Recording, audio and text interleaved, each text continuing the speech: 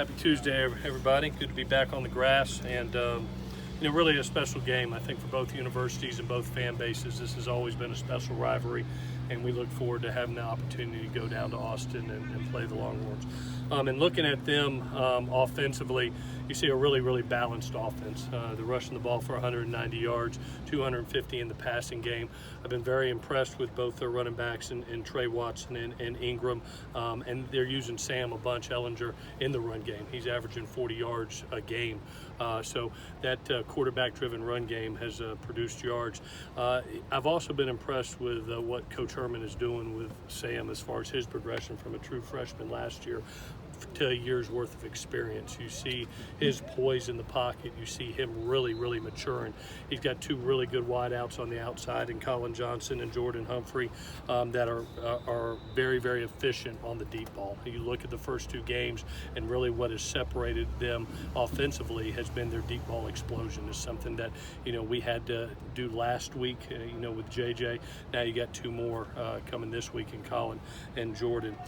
Defensively, I've always been a huge fan of Coach Orlando and what he does. Unbelievable amount of zone pressures coming from everywhere. It's different each and every game.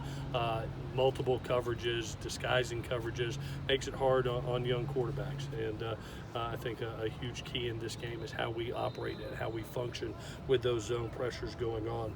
I've looked at them and as far as their defensive personnel, and have been extremely impressed with number 11, P.J. Locke. I think he's all over the field, leading them in tackles, but as an edge rusher, in coverage, in the run game, he just shows up everywhere. It's going to be a great challenge for us. Another road game, we've got to get back up. I loved how the kids were today. Their spirit today competed their butts off, and we look forward to another great one tomorrow in preparation. As far as injuries go, Isaiah Polamalu, as I said on Monday, will be out this game with the shoulder. JT looked very good with his hand today. I know you're going to ask about that, but he's really spun it really good today. He's not experiencing pain. Jalen McKenzie was out today just because of illness. Christian Rector had a little bit of a back, but got through the practice. We held Isaiah Langley today with a little bit of a hip and groin that he got in the game. We actually get Giuliano Falanico back. He had an AC shoulder sprain, but he practiced back today. And it was good to see Josh Follow back off a hamstring. He's looking like he's going to be very close to being available for this game. With that, I'll answer any questions that you got.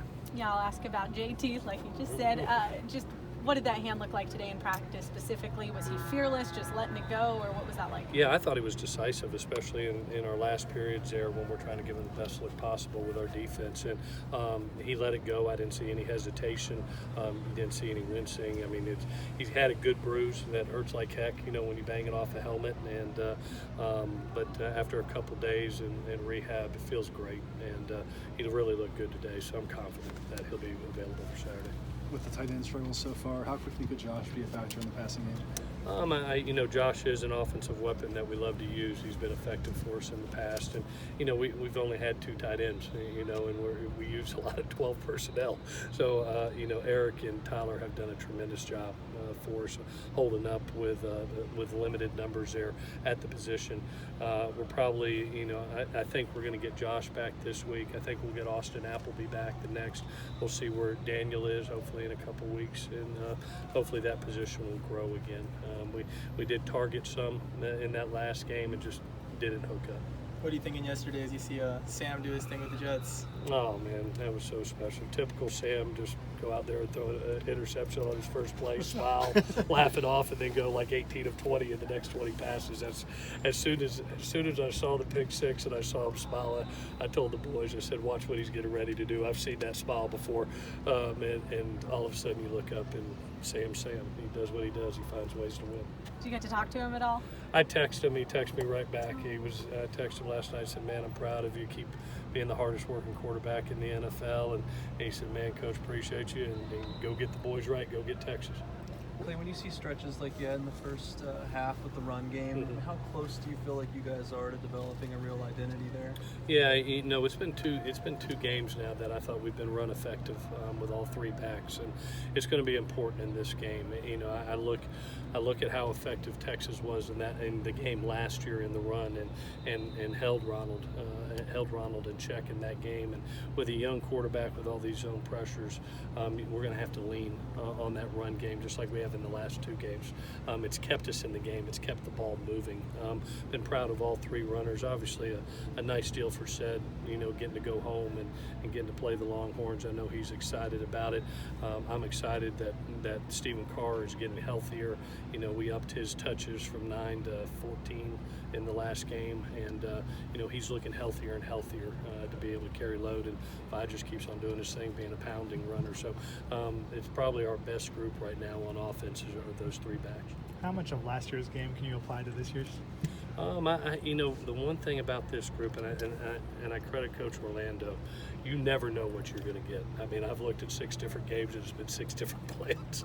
It's one of those games, and I've told T that, we're going to have to do a great job as an offensive staff of saying, okay, hey, this is what they're doing, and these are the adjustments that we need to make, because you're going to walk in the park, and it's going to be different. You look at the Maryland plan compared to their Tulsa plan compared to our plan last year, it is 3 entirely different things, and that's his scheme, and that's what he does. He really does a nice job of dealing in the art of confusion, and his kids do a nice job of being aggressive in the pressure area and getting to the quarterback and holding up in coverage. So we'll have to adapt accordingly. Coach, have you decided on who's going to start at the safety position? We'll go through the week. I'm going to lean on Clancy on that. I will say this: I'm so proud of both CJ and Talanoa for what they've done of coming in that last game, and then Marvell holding his own. Marvell's Marvell, but for those two kids to get that opportunity last game and really made plays, really made some nice plays, both of them in that game. So we'll have to use all three. You think about this game last year, it got up to, this is a no huddle offense that Texas runs, and it got up to over 90 plays last year in that double overtime game. So we're going to have to use a bunch of kids, especially on defense. I looked at that difference between that first 3 quarters and that fourth quarter, and we wore out in that fourth quarter, and they got some late scores on us. It's going to be imperative for us to be able to roll kids and stay fresh. So I expect both kids to play. We'll see who starts by the end of the week. When you know you guys have 3 capable backs, is there a scenario that can play itself out where somebody like Sed gets 20 carries in a game? He got 18 last game. He got 18, and Steven got 14 touches. I'm hoping at some point in time when we get 80 plays, we can get up to 40 runs. I think Steven's coming on really healthy and is carrying the ball nice too. So his reps will go up also. I'm hoping the run game can go, and you can see those 40 reps of run game offense is what I'm hoping. When you guys are evaluating. When you guys are evaluating JT, how do you either distinguish or draw a balance between growing pains that are unavoidable versus he has certain responsibilities out here? He's the quarterback, he's the guy. Yeah, no question. And I always remember, having played the position, coached the position, there's going to be growing pains. And, the thing that I am saying is when he is decisive and he pulls the trigger, he's accurate and it's going to the right spot. Got late in that game and made some decisions that you put the ball up and hope, and he got a couple interceptions. I know there are throws that he wishes he had back, but he's going to go through some growing pains, and we're going to live with it, and we're going to move on as an offense. But I'm not worried about his progression from game 1 to game 2. I look forward to seeing how he reacts in this game. I think he'll have his jaw set and be ready to play. That's the type of kid he is. Have you gotten any update with Bo Bolden as far as when he? I have no new news for you. Alrighty, guys. Thank you so much.